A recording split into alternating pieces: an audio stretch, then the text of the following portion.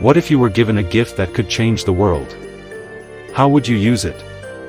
In the Gospel of Matthew, Jesus shares the parable of the talents, a powerful story that teaches us about responsibility, stewardship, and how we are to use the gifts God has entrusted to us.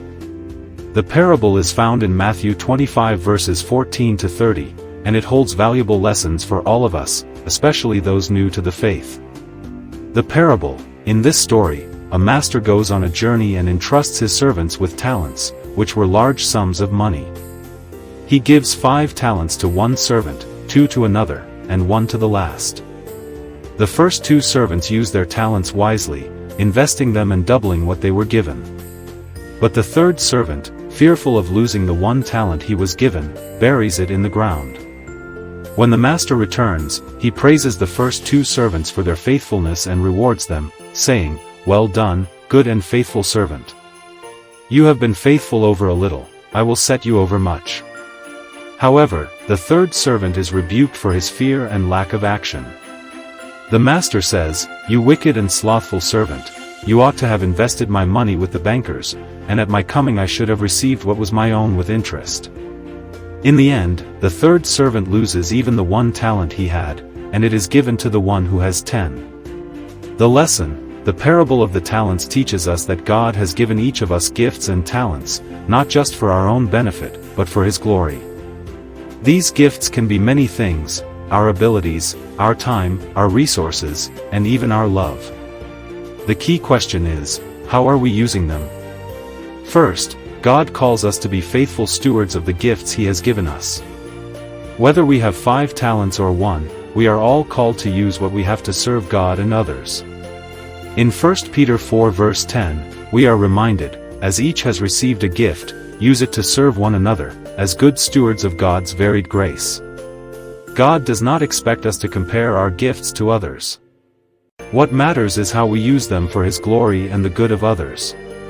Second, the parable challenges us to overcome fear. The third servant hid his talent because he was afraid of making a mistake or losing what he had been given. Similarly, we may fear failure or worry about not being good enough. But God calls us to trust Him and use what we have, even if we think it's small or insignificant. God does not measure our success in the world's terms. He looks at our faithfulness and willingness to serve. Third, the parable teaches us that our gifts are meant to bear fruit. The first 2 servants invested their talents and saw them grow. Jesus calls us to do the same. Whether it's sharing our faith, helping those in need, or using our skills to build up the community, we are to multiply the gifts we've been given.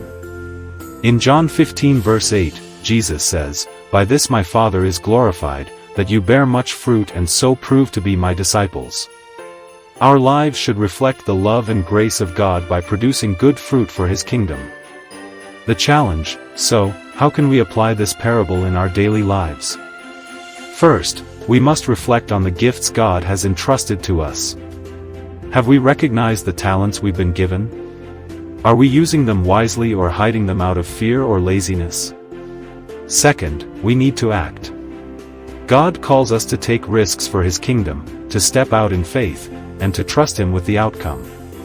Whether it's a simple act of kindness, sharing our talents with others, or stepping into a role of service, we are called to be faithful stewards.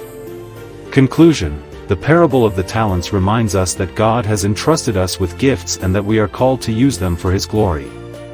Let us not bury our talents out of fear or complacency.